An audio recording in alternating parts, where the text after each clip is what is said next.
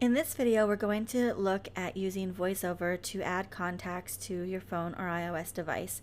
This is one of the recommended ways for teaching the iPhone with VoiceOver because you have to use a lot of the different features of VoiceOver in just one app. So instead of having to change apps to try different features, you can just do it all together in one. So you will teach your client or student how to change focus between the app and different pickers. So you have the picker for like a birth date, you have a keyboard, you have a keypad inside the contacts part of the phone app, and you're changing focus between the two. You're using the glide finger movement, or you're flicking between different options, and it just kind of has everything all together. And if your student or client can add multiple contacts in a decent amount of time, you know that they've met the prerequisite skills for just basic orientation of the screen, and they can move on to start transferring and generalizing those skills to different apps. It's important for you to explain to your students or clients before you start doing this that most of the time the important things like adding and being done features are in the top, or either on the top or bottom of the screen, and are typically in the corner. So if they're looking for something like add or to be done with whatever they're doing, using the glide finger movement around the top and bottom and in the corners is going to help them find those things. So let's go ahead and look at the video. I might pause a couple times in between to point out some things, or I might just summarize it at the end. We'll see how it goes. Wednesday. Dog. Phone. Phone. App. Selected. Favorite. Recents. Contacts. Groups. Favorites. Keypad. Voicemail. Tab. 5. Select. Keypad. Contacts. Section index. Adjust. Dictate. Add. Button.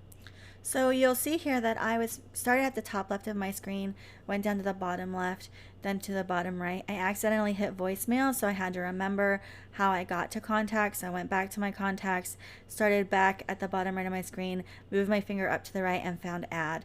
I know where add is, but I just wanted to give you an example of what it might be like, and I wanted to have a mistake so you could see what that might look like and how your student or client might have to problem solve that. We'll continue on. Text field. Last name. Company.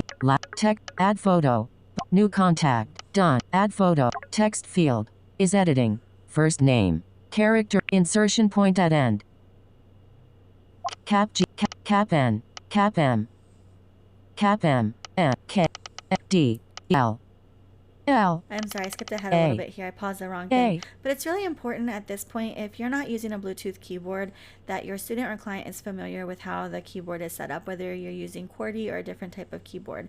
Now, you could have a Bluetooth keyboard where they're typing it in themselves, but if they're using the on-screen one, it's going to take them a long time if they're not familiar with the basic layout for how to type in the names. So that's just an important thing to note. G, V, B, N, N, J, I, E. Another thing you notice is that the tone of Siri's voice is lower when you're just focusing on the letter, and then when you actually type the letter, her voice goes a little bit higher, an octave or so higher. So that can be a clue for your students. Last name. Text field. Last name. Text field. Insertion point at end. Cap V. Cap C. Cap X. Cap V. Victor. Cap B. Cap B. There I modeled how much longer it might take if your student or client is not familiar with the QWERTY keyboard layout. Y, T, R. H, R, R. O, F, delete. R. Delete. H. V, C, R. R. R. E. E. E. E. E. D. D. E. E. B. N. N. Add last name. Company. Add phone. Ringtone. Add phone. Add text field. Is editing. Home. Home. Button. Selected. Home. Work. Open. Activate. Default. Selected. Home. Work. School. iPhone. Mobile. Main. Home. Work. Home. Main. Mobile. Mobile.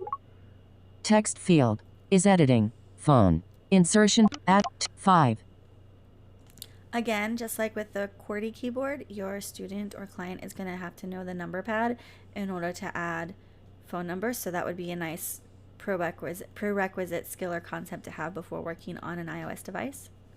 5, 4, 4, 0, 0, 8, 5, 8, 8, 4, 4, 6, 3, 3, 3, 3, 2, 2, 5, 8, 0, 0, 7, 7.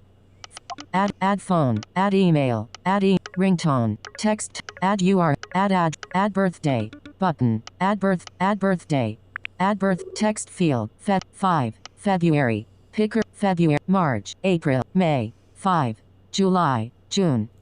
By the way, as a side note, for some reason, every time I've practiced this in June, the first time it says 5. It drives me absolutely nuts. July, 5, picker, 5, 6, 7, 8, 9, 0, 4, 5, 6, 8, 19, 20, 20, 20, 23, 24, 25, 26, 4 hyphens, 2, 2, 2, 2, 2,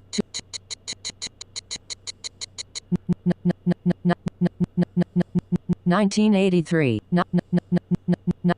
1971, 1960, 1964, 1963, 1962.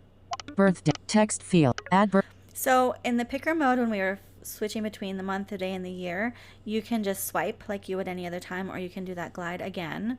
Add date, add related verticals, add URL, done, button, done, done, button, edit, VoiceOver. So that kind of gives you an idea. Now, I went through this a lot faster than obviously you would do the first time with a student or client, but it kind of gives you an idea of what that might look like when you're teaching that. And the author of this set that we're using to kind of introduce ourselves to VoiceOver and teach it to students says that if your student can add 5 contacts in a decent amount of time, then they're ready to move on to another app. So if you have a Braille reader, you might Braille out the name, the phone number, and birthday for 5 different made-up people and have your student add that into their device. And if they do a good job, you're ready to move on. And then otherwise, if they're not, then you have to stop, problem solve, and figure out a different way to teach those commands.